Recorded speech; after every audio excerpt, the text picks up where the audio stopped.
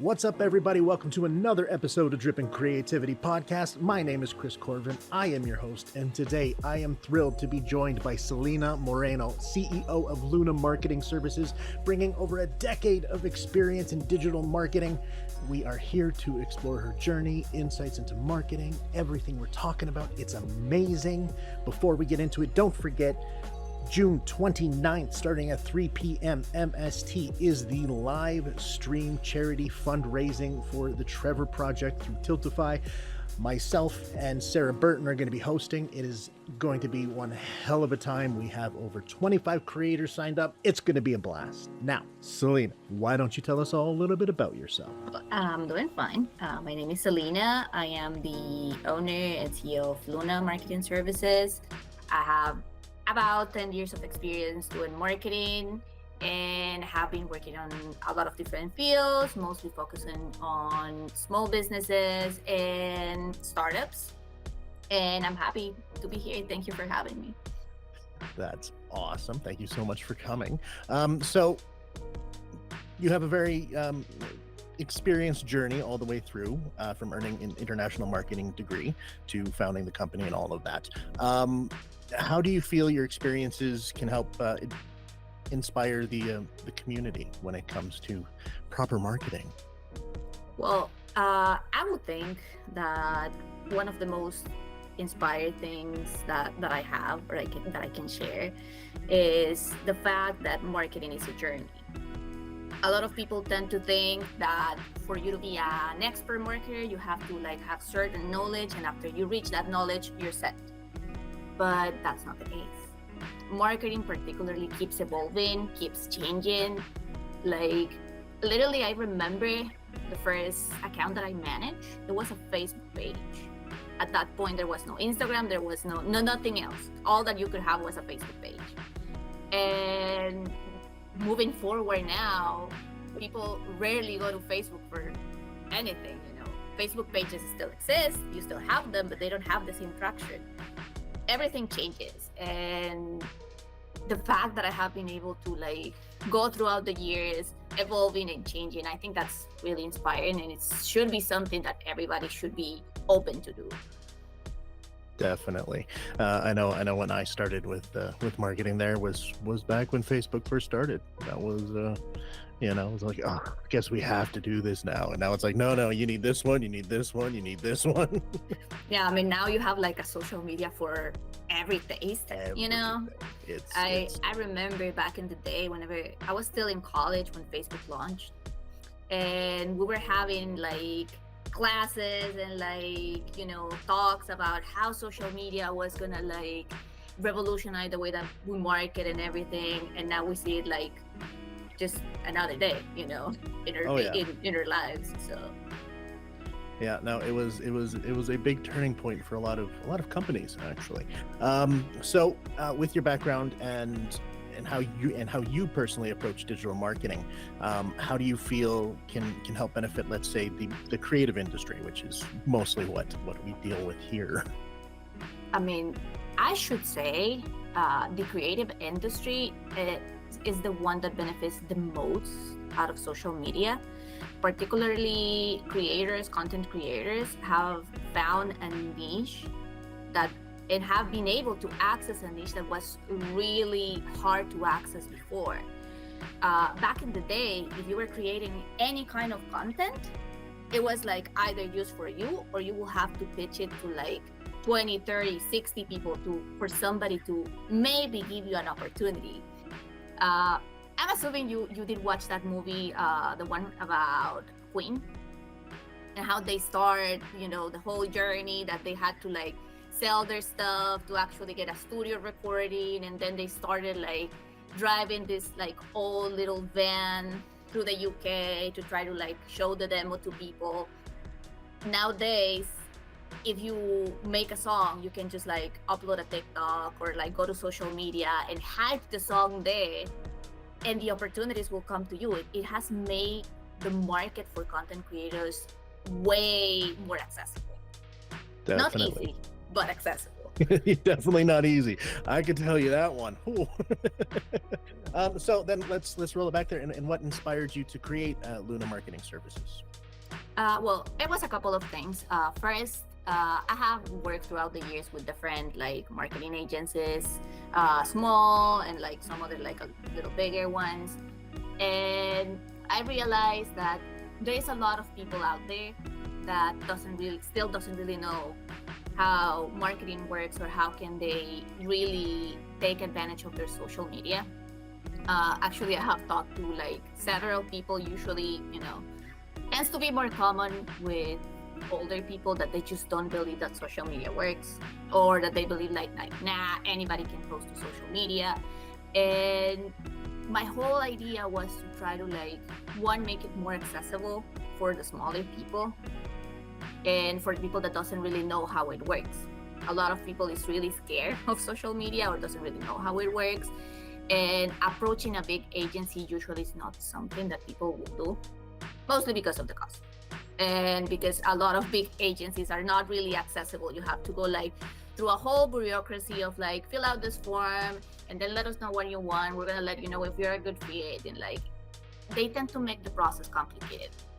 The whole idea behind Luna is to make it as accessible as possible to small businesses, to small creators, and to people that doesn't really know how to get themselves online, and try to help them get online and start building their own online presence so they can take advantage of all the opportunities that social media can bring.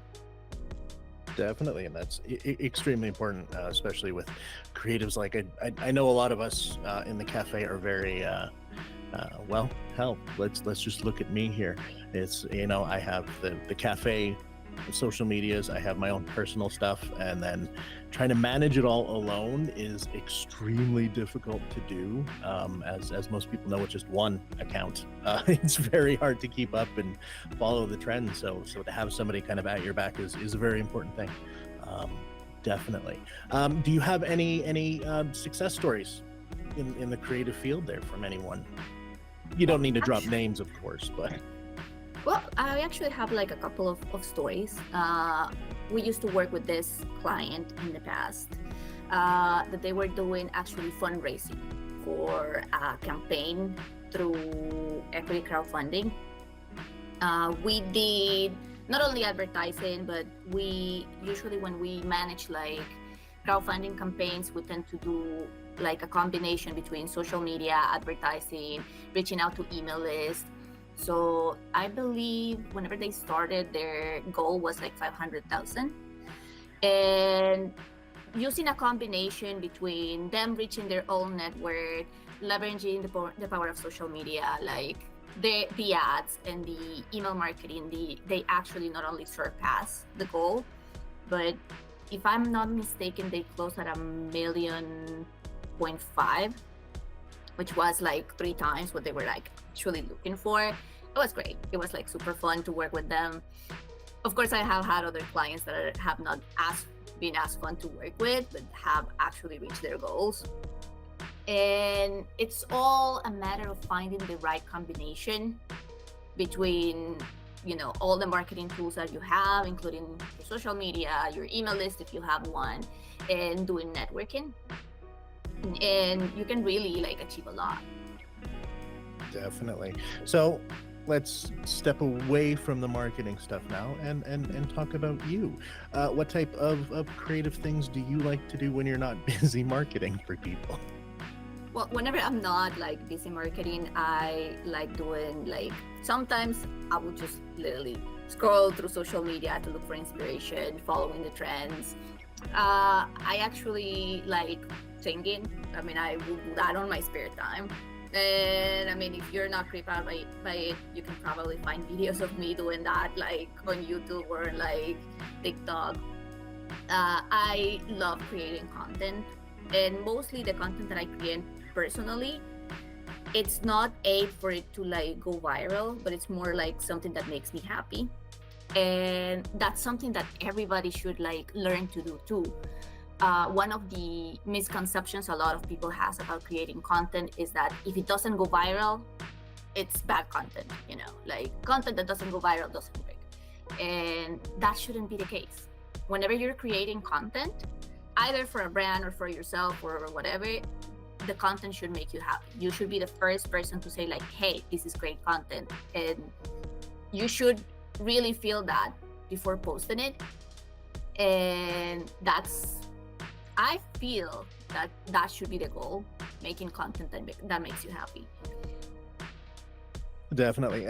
I know it's something that I've talked to a couple people about on the podcast there, where it's having that creative / business mind that they have to work with all the time. Whereas sometimes you just have to create for yourself, and other times you should worry about the branding and the marketing and making sure it's getting out there.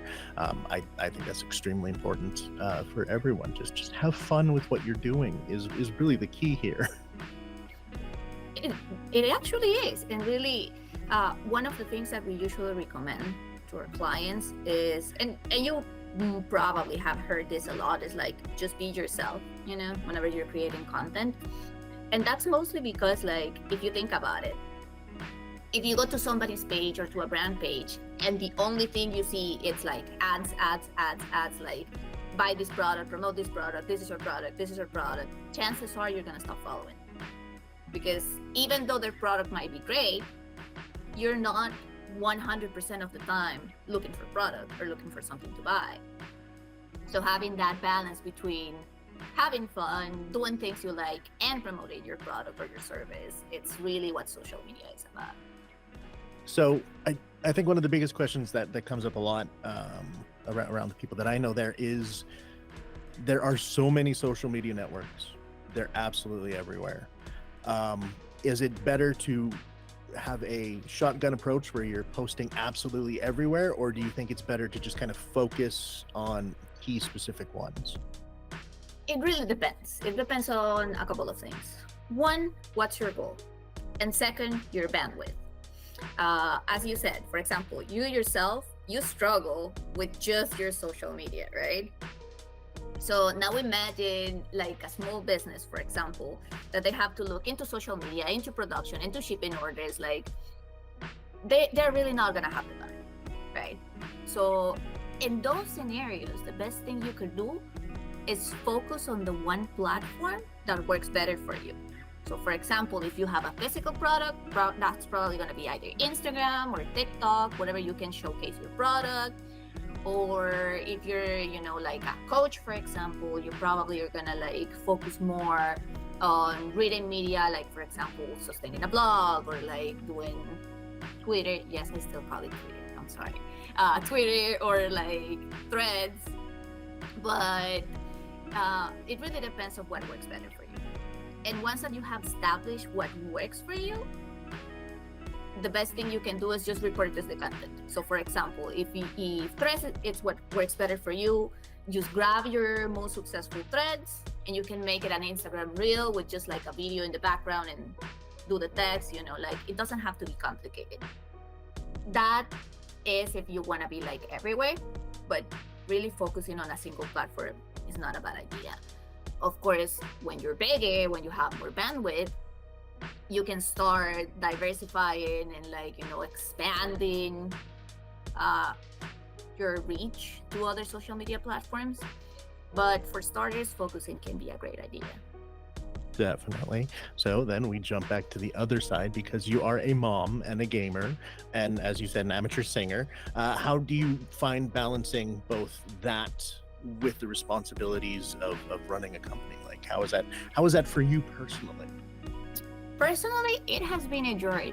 Like, one of the things that I love the most about what I do is the fact that I can make my own time. Obviously, marketing is like something that doesn't sleep. I can literally be like talking to people, like responding to clients at midnight, and that's still acceptable, Not best practice, of course, for like, it's always good to have like your service hours, but like nobody's gonna bat an eye if I leave a comment at midnight, or like if I interact with people like after hours, or if I do like all of my stuff, like building the pages, for example, if I'm working on a website project, or creating content and doing all the scheduling at night, which gives me enough time to take care of, the house, the kids. So while it has been a journey and it has like required a lot to do scheduling for myself particularly, I think it has been great for me, for the kids, you know. So it's just a matter of finding the balance and like doing a schedule for yourself and trying your best to stick to it. Definitely, especially with kids, hugely important. So then let's jump off of that one and look at some of the challenges you faced getting up to this point. I know for me personally, since COVID, finding new clients for the stuff that I do is extremely difficult and very hard. Like I was doing fantastic. Now it's more of a struggle. What type of struggles have you encountered, and how have you overcome them?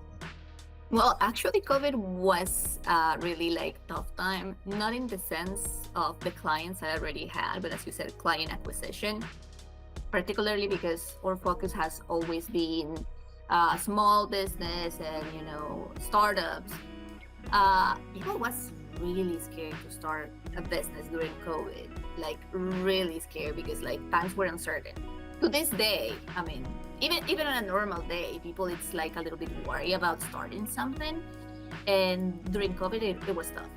A lot of people that decided to start like really tiny and like cut off like certain things that they didn't think were necessary. Usually, marketing is one of the first things that people cut off on, you know. But I think the market has started to like regain little by little. Client acquisition has gotten a little bit better. It's still like, you know, on the works. And I think as well, it has something to do with the fact that we have to start changing our strategies as well. We cannot be using pre-COVID strategies anymore. Like people has evolved, the markets have evolved, so we have to come up with something new. Definitely, and I think that actually goes very well into one of the struggles that I'm seeing, especially in my community there, which is the indie authors and artists and musicians there, where they're doing all the right things in posting and all of that, but they're not seeing a huge turnaround. When it comes to these types of people who are very bootstrapped, like definitely do not have a lot of money that can actually afford somebody to help there, what is there some type of advice you can kind of get them to start heading in the right direction? Yes, actually, one of the first things that we would usually recommend to somebody that's trying to start is to try to leverage family and friends. Something very important that people usually refer to is social validation, or like, you know, your reviews, or like what other people is saying. And of course, for example, if I go to my mom and I tell her like, Mom, I did this, she's always gonna have a positive comment, of course. And the people that know me, it's gonna know, oh, her mom did say it was great. But believe it or not, even if it's like something as simple as your mom saying like, this is great, you know, it's something that people will pay attention to. So having your friends share your content, having your friends like your content, that's a great first step, because it's gonna tell other people like, hey, there's somebody out there that obviously they will not know if it's your like parent or if it's your like your friend or your husband, but they will just gonna see, hey, there's somebody out there that really likes this, you know, and that will make them feel validated, and that will increase your chances of other people seeing your content, of other people liking or interacting with your content. So that should always be the first start. Like find somebody, a friend, family member that can like back you up, and that's a great way to get started. Definitely. And then same with the community, is just having people around you helping boost your stuff there is very helpful all the way around. Yep. So then going actually back to something you had said at the top there, which is, you know, companies that are putting their products all over the pages, and that's all you see is just selling. What do you feel is a good ratio when it comes down to personality versus product? It really depends, for example, on the social media that you're using. For example, if you have seen those posts on Instagram that gives you like an idea of a content calendar for the week, usually those have product or like service workshop like 2 to 3 times a week, and I feel like that's really a healthy number.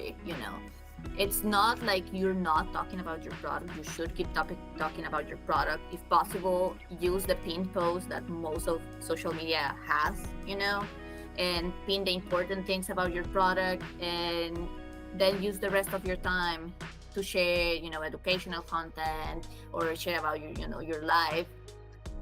A very good way to do like a healthy mix of both is, for example, the people that has physical products, whenever they share how they package the products. Believe it or not, people loves to see how things are made. So just having that little live session or that little video of like, let's package this order, like this order is going to this state, and just describing what you're doing. It's a way of doing both things, because you're kind of pushing your product without being too pushy, because you're not telling them like, hey, buy this, buy this, buy this, right? But you're showing your product, you're letting them know what you're doing, you're showing them the process, and you're educating people, and that's great content. It's a great balance on both things. Fantastic advice. I absolutely love that. So what is the goals for the future for Luna Marketing Services? Like, what type of things can we look forward to seeing? Well, I will love to at some point be able to expand a little bit more. Right now we're like a small team, but I used to like joke with my friend, like we opened this with one of my best friends, and one of the jokes kind of goals we kind of make is that we're gonna like grow enough for us to make savings so we can pay for the best retirement home we can think of for both of us, and go and make the nurses go crazy. Like be the pair of old ladies that everybody talks about. And it's kind of a joke, because it's like we have been together for so many years. But I think that's kind of the goal, like not to overly grow and become like the big corporation that everybody fears, but just be able to help people and be able to make a living for ourselves, to the point that we don't have to worry for the future. I know for me and my business there, we deal a lot with small businesses, startups, kind of, the branding, getting everything packaged up and ready to go. And I can tell you, as I'm sure you know, small businesses don't have a lot of money. We don't make a lot of money doing this. Yeah. Actually, I was talking to somebody through Instagram about that not so long ago, that a lot of people have the misconception that if you have a business, it doesn't matter the size. Even if you open it yesterday, that means you have money, and that's usually not the case. Like a lot of small businesses are literally surviving, and they will be super grateful for $100 purchase, or for a $10 purchase, or for you just sharing their content, because their goal is not to become rich, it's to survive and to have a good life. Yeah, well, exactly. And I mean, that's at the end of it, that's what you're trying to do as well. And at the same time, helping smaller businesses achieve what they can, and making sure you are achieving yours. And I love it. I love helping small businesses, charities, that type of thing. That's my jam. I love it. Yeah, I mean, like, and really, small businesses are our economy. Like 99% of the businesses in America are small businesses. So like that should be everybody's focus, really.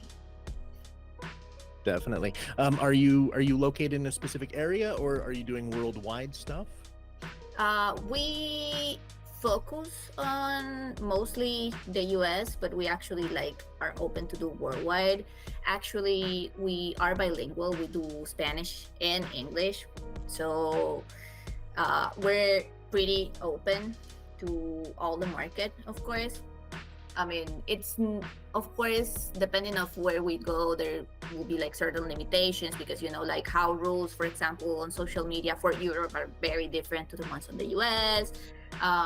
Restrictions on like certain things that you can advertise or not, but like we're pretty much open to work worldwide. So then, kind of gearing back towards the community stuff here, because helping them has kind of been my key focus, is making sure that we can get the most out of everything they're doing without having to spend a ton of money, so that we can make enough to then bring in the people who know what they're doing. It's a very important thing. What type of tracking and analytics do you think is most important when it comes to say just one person, an author that is trying to sell their book? What type of things is most important for them to focus on? One of the first things you should focus on is your reach.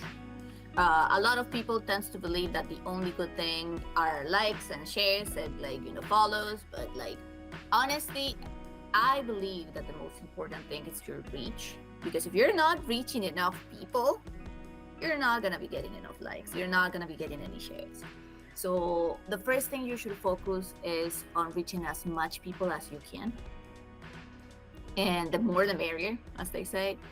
And once that you have reached certain amount of people, you can start looking into what kind of content is working with these people. Analytics should be your friend, no matter which social media you're using. I know that, for example, on Threads, you're not gonna have analytics right now because they're still in the process of getting those. But for example, just looking at your analytics every week, seeing what performed well, what reached more people, how much of that people that was actually reached did actually interact with the content, and then adjusting your content accordingly. That should be the way to go. And then the most important one here before we move into rapid fire, paid reach versus unpaid reach. Do you think paying for the advertising on Facebook, Instagram, that type of thing is valuable and important, or is it more important to go for the organic approach? It really depends on what step of the process you are. It's super good to pay for advertising if you already know what it's working. But if you just started, you don't know what type of content you're gonna share, and you don't know how people is gonna react to that. If you start doing advertising on that, you're wasting money. So it should be a process in which you start first doing organic, seeing what works, and then taking what performs better and doing paid advertising with that. There is this one joke between marketers about how doing sponsor posts is throwing money away. And the only reason why most marketers think that is because there is no real, there is certain tracking to sponsor posts, of course, but you're not able to segmentate the post or to segmentate your targeting whenever you're doing sponsor post. So it's all a matter of knowing what works and making sure that you're doing your ads the proper way, and then that should help you a lot to reach more people. And of course, it's a lot of people will tell you that the more budget you have, the better, which is usually the reality. You're gonna get a better result if you have a $5,000 budget than if you have a $10,000 one. But everybody starts somewhere. So starting organic and grabbing your organic and then doing $10, $100 towards it, it's a good start. And as long as you are aware and you're on top of your metrics and making sure that you're not promoting or doing ads with something that it's not taking people to come there. From there, we're actually going to go into the rapid fire questions here. So prepare yourself.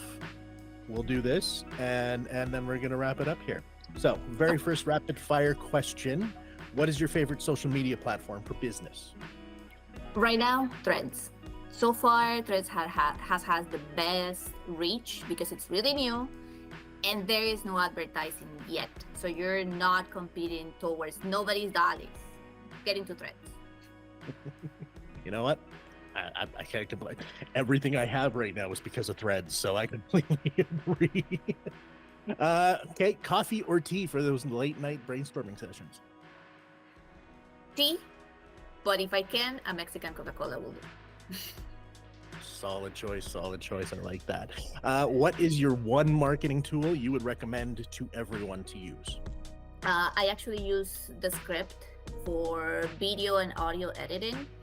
As a bilingual person, having something transcript, like a transcript of what I recorded, it's so useful whenever I'm editing. So like I would recommend it blind, like with a blind on my head, do the script if you're doing audio or video editing. Definitely, I completely agree with that one myself. Morning person or night owl when it comes to getting the most done? Like, don't call me at 6 a.m. Hit me at midnight. I try to set a specific timeline for businesses where it's like 9 to 5. That's it. I'm at your service. Any other time, just leave me alone. I got other things to worry about. What is your go-to karaoke song? Ooh, there is a couple. Either "Zombie" by the Cranberries or "Bring Me to Life" by Evanescence. You can see the trend there, I would think. I love it. I love it. I love it. Favorite video game to help unwind?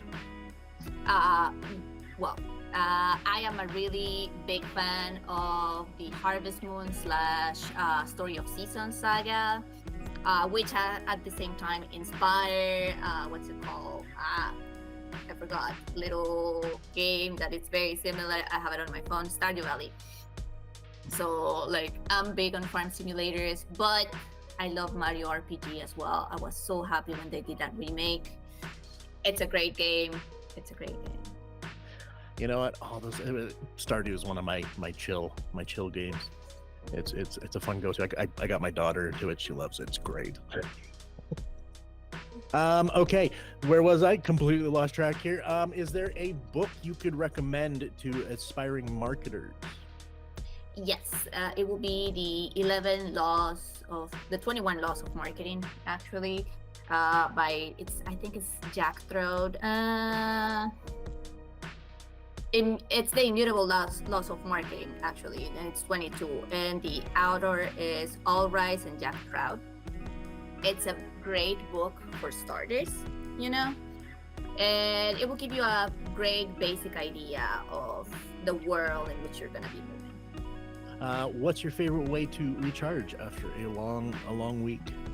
Oh, I'm a huge sleeper, so like I'll sleep my problems away if I can. I see nothing wrong with that either. I don't get enough sleep as it is. And then finally, just in general, well, this is the penultimate. We got one after this one. But what is something in general you would suggest to absolutely anybody in the creative field when it comes to marketing and branding yourself? Don't be scared of social media. Like, a lot of people fear social media because of the backslash. Because like, you will always find haters, Chances are your content can be pristine and the best thing the world has seen, and you will still find this person that won't like it. But if you are willing to let one or two people that doesn't like your content stop you, you're probably on the wrong career, So don't be scared of social media. Get into social media. Put yourself out there. You don't know which opportunities you're missing because you're scared of it. I can't agree with that one more. It's the one rule that I have is just don't think, just do it. Whatever you're thinking of putting out there, just do it. People are gonna hate it, people are gonna love it, but you won't know. So I absolutely think that is amazing. And then the final, absolute, ultimate question: where can people find you? Well, they can find us on our website, which is lunamarketingservices.com. We have a profile on Threads, on Facebook, on Instagram. I technically have a TikTok, but I honestly am not updating it as I should. But that has a lot to do with the fact that TikTok is more of a visual platform. So unless you have a physical product, you're gonna have a hard time. Or unless you're on BookTok. BookTok is like a whole separate thing, But honestly, for services, it's like a little bit not much of a thing. But and I do have a profile on Twitter as well. I do update that very often, but honestly, Twitter is kind of dead. So You know what? I had completely deactivated mine with the start of Threads, and I only recently reactivated it because of the podcast. And it's like, no, I need to get this on there. It's damn it. honestly, nobody will blame you if you just schedule your content and never come back. Like That's that's what literally what I do. That's literally what I do. There's a couple people, because I'm getting into the tabletop RPG side of things, and they're really big on Twitter. So there's some that I interact there with only because they're not on Threads. But yeah, no, it's outside of that, it's just schedule on Facebook. Yeah, I mean, Focus on honestly, Instagram. whenever they started doing the whole like, oh, pay for the check mark and like giving more traction to the people that's paying that to the actual organic one, that kind of killed the organic reach on the platform, which kind of killed it for a lot of small businesses. Because like, I know $8 to $11 a month doesn't sound like a big thing, but whenever you're starting, $8 a month can be a difference between making it or not for that month. So it is what it is. No, yeah, without a doubt. Like it's, well, hell, even looking at the meta verification, and I'm just like, that's $20 a month. $20 if you go with the basic one. If you go with the basic one. Yeah, because like there's one that it's like $350 a month. That's crazy. But yeah, like, well, yeah, and I mean, like, I don't have that. Everything you see here is coming out of my pocket, so I don't have that $20 a month to get verified. It's just like, you know what? All right, that's fine. But anyways, okay, I can sit here and bitch about this for the rest of the day. Yeah, but, I mean, like the whole Twitter thing and verification, that's a whole topic for another podcast.